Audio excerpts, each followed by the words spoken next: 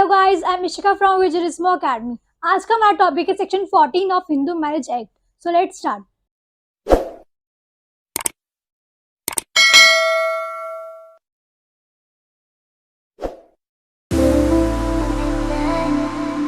तो जो हमारा आज का टॉपिक है वो है सेक्शन 14, जो बात करता है no petition for divorce to be presented within 1 year of marriage. अब इसकी हेडिंग से ही आपको मीनिंग समझ आ गया होगा कि जब तक आपकी शादी को 1 साल नहीं होगा तब तक आप कोर्ट में डाइवोर्स की पिटिशन नहीं ला सकते। तो क्या कह रहे हैं section 14? The court shall not entertain any petition for dissolution of marriage by a decree of divorce unless at the date of the petition 1 year elapsed since the date of marriage। यानी यही बात कि जब तक आपकी शादी को 1 year नहीं हो जाता तब तक आप कोर्ट में डाइवोर्स की पिटिशन नहीं ला सकते, तब तक कोर्ट आपकी पिटिशन को एक्सेप्ट नहीं करेगा। फॉर एग्जाम्पल, ये है हस्बैंड और ये है वाइफ, ठीक है। अब समझ लो वाइफ जाती है कोर्ट में। अभी समझ लो इनकी शादी हुई है 1 जनवरी 2001 में, ठीक है। अब जो वाइफ है वो कोर्ट जाती है 1 सितंबर 2001 में। वाइफ कहती है कि मुझे मेरे हस्बैंड से डाइवोर्स चाहिए। तो कोर्ट क्या बोलेगा? अभी आपकी मैरिज को सिर्फ 9 मंथ्स हुए, अभी आपकी मैरिज को 1 साल नहीं हुआ है, तो आप कोर्ट में डाइवोर्स की पिटिशन फाइल नहीं कर सकते हो। बट क्या हर केस में कोर्ट ये बोलेगा? नो, इसके हमें कुछ एक्सेप्शंस दे रखी है कि कब आपकी मैरिज को 1 ईयर होने से पहले ही कोर्ट आपकी डाइवोर्स की पिटिशन को एक्सेप्ट कर लेगा। क्या है वो हमारे एक्सेप्शन? पहला है हमारा exceptional hardship to the petitioner, यानी जो पिटिशनर है, जो केस फाइल कर रहा है, उसको क्या हो रहा हो, बहुत ही परेशानी हो रही हो, बहुत ही ज्यादा टॉर्चर हो रहा हो, या फिर उसके लिए बहुत ही इम्पॉसिबल हो चुका रिस्पोंडेंट के साथ रहना। तो उस केस में कोर्ट आपकी मैरिज, अगर आपकी मैरिज 1 साल नहीं हुआ आपकी मैरिज को, तो भी आपकी पिटिशन को एक्सेप्ट कर लेगा डाइवोर्स की। या फिर exceptional depravity on the part of respondent, यानी जो रिस्पोंडेंट है, यानी जिसके अगेंस्ट केस हुआ है, वो क्या है, उसका बिहेवियर बहुत ही ज्यादा गंदा है, वो बहुत ही ज्यादा टॉर्चर करता है, मतलब बहुत ही परेशान करता है, बहुत ही क्रूअल बिहेव करता है पिटिशनर के साथ। तो इस केस में भी क्या होगा, कोर्ट आपको डाइवोर्स, आपकी जो डाइवोर्स की पिटिशन है, जो आप मैरिज से अपनी 1 साल होने से पहले फाइल कर रहे हो, उसको एक्सेप्ट कर लेगा। अब इसके हम कुछ एग्जांपल्स देखते हैं। एग्जाम्पल्स ऑफ एक्सेप्शनल हार्डशिप और डेप्रेविटी, क्या क्या हमारे इसके एग्जाम्पल्स होते हैं कि कोर्ट हमारी पिटिशन को एक्सेप्ट कर लेगा। जब तक हमारी शादी को 1 साल नहीं हुआ तब भी वो एक्सेप्ट कर लेगा। क्या क्या हमारे इसके एग्जाम्पल्स है? पहला, एक्सट्रीमली बीटिंग, यानी जो रिस्पोंडेंट है वो क्या कर रहा है, बहुत बुरी तरीके से पिटिशनर को मारता है, बहुत ही ज्यादा उसको पीटता है, मारता है। समझ, एक तरीके से समझ लो उस पर जल्दी जल्दी प्रेस लगा देता है, जलती गरम गरम प्रेस लगा देता है, या फिर जलती हुई सिगरेट लगा देता है, ऐसे एक्ट। और एक्सेसिव ड्रंकनेस, यानी जो सामने वाला पर्सन है वो बहुत ही ज्यादा पीकर आ रहा है, बहुत ही ज्यादा ड्रंक करके नशे में क्या कर रहा है, वो मार रहा है, पीट रहा है, ऐसा सब। Physical relationship with husband's brother, यानी अगर कोई समझ लो एक वाइफ है, उसका अफेयर चल रहा है अपने हस्बैंड के भाई के साथ, तो ये हमारा किस में आता है? एक्सेप्शनल डेप्रेविटी, यानी ये एक ऐसा एक्ट है कि कोर्ट आपकी पिटिशन को पहले ही एक्सेप्ट कर लेगा डाइवोर्स की। यानी समझो, ऐसे समझो, हस्बैंड है, ठीक है, ये वाइफ है, ये हस्बैंड का ब्रदर, वाइफ का चल रहा है हस्बैंड के ब्रदर के साथ अफेयर, ठीक है। तो हस्बैंड कोर्ट में जाता है कि मेरी वाइफ का मेरे भाई के साथ अफेयर चल रहा है, मुझे डाइवोर्स चाहिए। अभी इनकी शादी को 1 साल नहीं हुआ, समझ लो इनकी शादी को है 6 मंथ।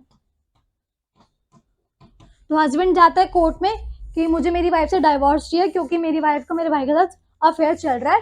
तो कोर्ट ये नहीं देखेगी कि आपकी शादी को अभी सिर्फ 6 मंथ ही हुए हैं। कोर्ट ये आपके जो केस का नेचर देखेगी, केस का नेचर कैसा है। केस का नेचर यहाँ पे बहुत ही ज्यादा सीरियस है, तो कोर्ट क्या कर देगी, हस्बैंड को डाइवोर्स ग्रांट कर देगी, चाहे इनकी शादी को 6 मंथ ही हुए हो। ये हमारी एक्सेप्शन है। और क्या एग्जाम्पल है? Wife is pregnant by person other than her husband, यानी वाइफ किसी और से प्रेग्नेंट है जो उसका हस्बैंड नहीं है। ये भी आपका एक्सेप्शनल हार्डशिप में आता है। और mental torture by husband and in laws, यानी अगर एक वाइफ को उसका हस्बैंड बहुत ज्यादा टॉर्चर कर रहा है, या फिर हस्बैंड के पेरेंट्स या फिर उसके हस्बैंड के रिलेटिव टॉर्चर कर रहे हैं, वो भी हमारा एक्सेप्शनल हार्डशिप में आता है। मेंटल टॉर्चर, ये तो हो गया। Threats of false allegation of criminal charges upon any spouse, अगर आप सामने वाले के खिलाफ फॉल्स एलिगेशंस लगाते हो कि ये तो बाहर के, समझ लो एक तरीके से फॉल्स क्रिमिनल चार्जेस लगाते हो। जैसे आप बाहर चिल्ला के बोलते हो कि मेरा पति तो चोर है, या फिर मेरी बीवी ने ऐसा कर रखा है, मेरी बीवी मर्डरर है। तो ऐसे अगर आप चार्जेस लगाते हो अपने स्पाउस के अगेंस्ट में, तो वो आपका एक्सेप्शनल डेप्राविटी में आता है। फॉल्स एलिगेशन ऑफ अनचेस्टिटी, यानी अगर कोई हस्बैंड है अपनी वाइफ के करेक्टर पे उंगली उठाता है, उसकी प्योरिटी पे सवाल उठाता है, तो वो भी किसमें आता है, हमारा एक्सेप्शनल हार्डशिप में। उस केस में भी क्या करेगा कोर्ट, आपकी मैरिज को 1 साल हुआ हो या ना हुआ हो, वो आपको डाइवोर्स ग्रांट कर देगा। और डेफमेशन, यानी वो अगर आप बाहर जाके, समझ लो आप उसको सामने वाले पर्सन जो आपका पार्टनर है उसको बहुत ज्यादा डिफेम कर रहे हो, उसके बारे में बहुत ऊट पटांग बोल रहे हो, सबसे चलते फिरते लोगों को बोल रहे हो कि मेरा पति तो ऐसा है, मेरा पति तो ऐसा है, कुछ काम नहीं करता, ये नहीं करता, चोर है, ऐसा ऐसा सब कुछ बोलना, वो किस में आता है, हमारे डेफमेशन में। तो ये हमारे एग्जाम्पल्स एक्सेप्शनल हार्डशिप और डेप्राविटी के। यही एग्जाम्पल्स नहीं है, हमारे और भी बहुत सारे एग्जाम्पल्स हैं। आप मुझे कमेंट बॉक्स में जरूर बताइएगा और क्या इसके एग्जाम्पल्स हो सकते हैं।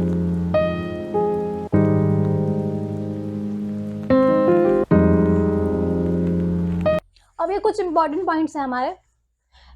First, if petitioner by any misrepresentation or concealment of the nature of the case create fake hardship, then the court, if यानी अगर जो पिटिशनर है, यानी जो केस फाइल कर रहा है, अगर वो कोर्ट को मिसरिप्रेजेंट करता है, यानी कुछ और ही दिखाता है जो कि एक्चुअली नहीं है, या फिर कंसील करता है केस से रिलेटेड उस बात को कंसील करता है, छुपाता है, एक तरीके से फेक हार्डशिप क्रिएट करता है, यानी अपने आप को बेचारा बनाता है फेक हार्डशिप क्रिएट करके, तो कोर्ट क्या करेगी, अगर कोर्ट ने डाइवोर्स की डिग्री सुना दी है, आपकी मैरिज को 1 साल पूरा नहीं हुआ और कोर्ट ने आपको डाइवोर्स की डिग्री सुना दी है, तो कोर्ट क्या बोलेगी कि जो डिग्री का इफेक्ट है वो कब से होगा, जब आपकी मैरिज को 1 साल हो जाएगा, उसी के बाद से आप इस डिग्री का इफेक्ट होगा।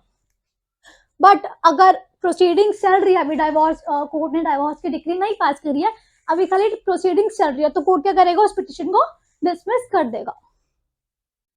अब ये इंपॉर्टेंट लाइन है हमारी, which may be brought after the expiration of 1 year of marriage upon same fact और सब्सिक्वेंटली द सेम फैक्ट। क्या कह रहा है, अगर इसका मतलब ये नहीं, अगर कोर्ट ने आपके पिटिशन को डिसमिस कर दिया है तो इसका मतलब ये नहीं कि आप इससे रिलेटेड सेम फैक्ट पे केस ला ही नहीं सकते आगे, नो, आप केस ला सकते हो, सेम फैक्ट पे आप केस ला सकते हो, बट कब ला सकते हो, जब आपकी शादी को 1 साल हो जाएगा तभी ला सकते हो। अभी जो आपको इसके एक्सेप्शन का बेनिफिट मिल रहा था वो आपको अब नहीं मिलेगा, आप केस फाइल कर सकते हो सेम फैक्ट पे, बट आपकी मैरिज को 1 साल होने के बाद। एक केस से समझते हैं, मेघनाथ वर्सेस सुशीला 1975। इस केस में क्या हुआ था, इस केस में क्या कहा गया था कि एडल्ट्री अगर कोई कमिट कर रहा है तो आपका एक्सेप्शनल हार्डशिप में नहीं आता, बट एडल्ट्री के साथ कोई क्या कर रहा है, क्रुएलिटी कर रहा है या फिर डिसेशन कर रहा है, तो वो आपका एक्सेप्शनल डेप्राविटी में आता है। ये एक हमारी एक्सेप्शनल हार्डशिप है।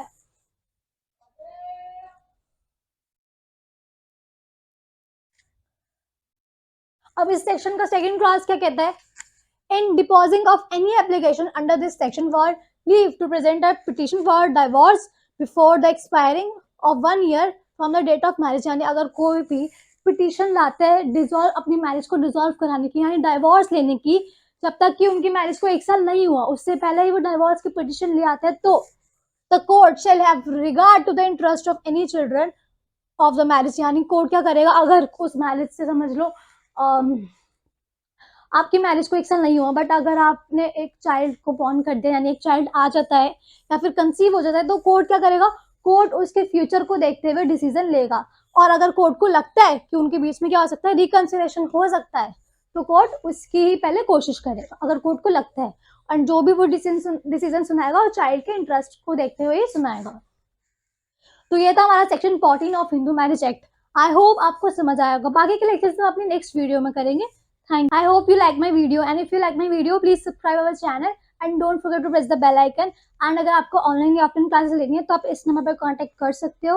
एंड अगर आपको नोट्स चाहिए तो आप हमें इंस्टाग्राम, टेलीग्राम एंड फेसबुक पर भी फॉलो कर सकते हो, लिंक डिस्क्रिप्शन में गिवन है। Thank you.